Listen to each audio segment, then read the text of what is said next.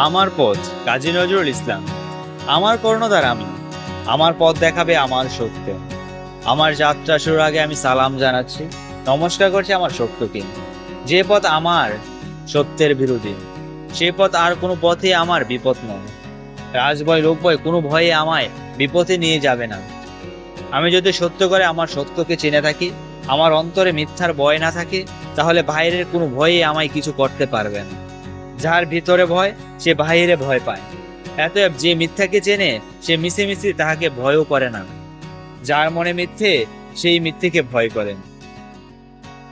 নিজেকে চিনলে মানুষের মনে আপনা আপনি এত বড় একটা জোর আসে যে সে আপন সত্য ছাড়া আর কাউকে কুর্নিশ করে না। অর্থাৎ কেউ তাকে ভয় দেখিয়ে প্রধানত রাখতে পারে না। এই যে নিজেকে চেনা, আপনার সত্যকে আপনার গুরু, পথপ্রদর্শক কান্ডারি বলে জানা, এটা দম্ভ নয়, অহংকার নয়, এটা আত্মাকে চেনার সহজ স্বীকারোক্তি। আর যদি এটাকে কেউ ভুল করে অহংকার বলে মনে করে, তবু এটাকে মন্দের ভালো, অর্থাৎ মিথ্যা বিনয়ের চেয়ে অনেক বেশি ভালো।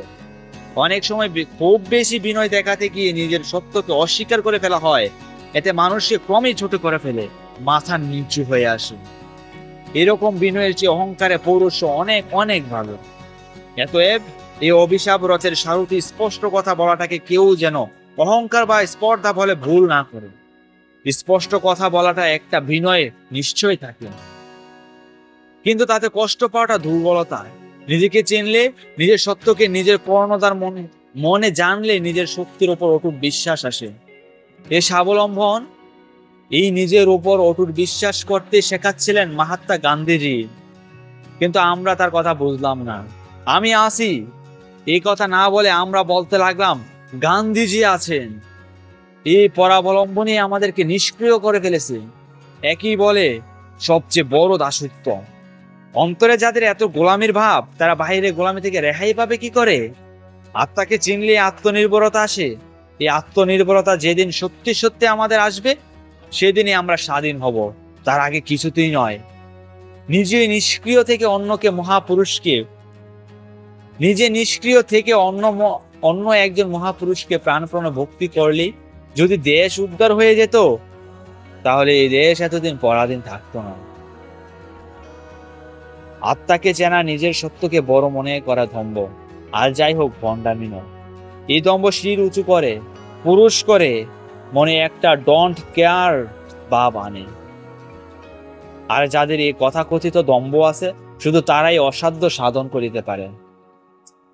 যার বৃত্তি পচে গেছে তাকে একদম উপড়ে ফেলা যার ভিত্তি পচে গেছে তাকে একদম উপড়ে ফেলে নতুন করে ভিত্তি না গাঁথলে তার উপর ইমারত যতবার খাড়া করা যাবে, ততবারই তা পড়ে যাবে।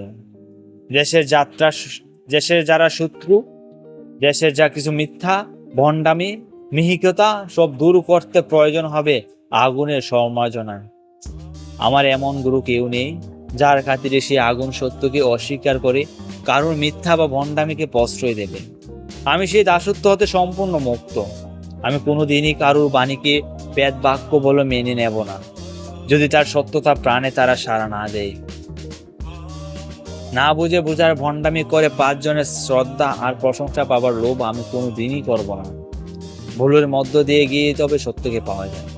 কোনো ভুল করেছি বুঝতে পারলে আমি প্রাণ খুলে তা স্বীকার করে নেব, কিন্তু না বুঝেও নয়, ভয়েও নয়। ভুল করেছি বা করেছি বুঝেও শুধু জেদের খাতিরে বা গা বাজায় রাখাবার জন্য ভুলটাকে ধরে থাকবো না, তাহলে আমার আগুন সেই দিনে নিভে যাবে।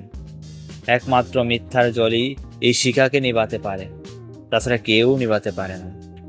মানুষ ধর্মই সবচেয়ে বড় ধর্ম। হিন্দু মুসলমানের মিলনের অন্তরায় বা ফাঁকি কোনখানে তা দেখিয়ে দিয়ে এর গলদ দূর করা আমার এই পথের অন্যতম উদ্দেশ্য। মানুষে মানুষে যেখানে প্রাণের মিল, আধত সত্যের মিল, যেখানে ধর্মের বৈষম্য কোনো হিংসার দুশ্মনির ভাব আনে না। যার নিজের ধর্মে বিশ্বাস আসে, সে নিজের ধর্মের সত্যকে চিনেছে। সে কখনো অন্য ধর্মকে ঘৃণা করতে পারে না। দেশের পক্ষে যা মঙ্গলকর বা সত্য, শুধু তাই লক্ষ্য করে এই আগুনের ঝান্ডা জ্বলিয়ে পথে বাহির হলাম।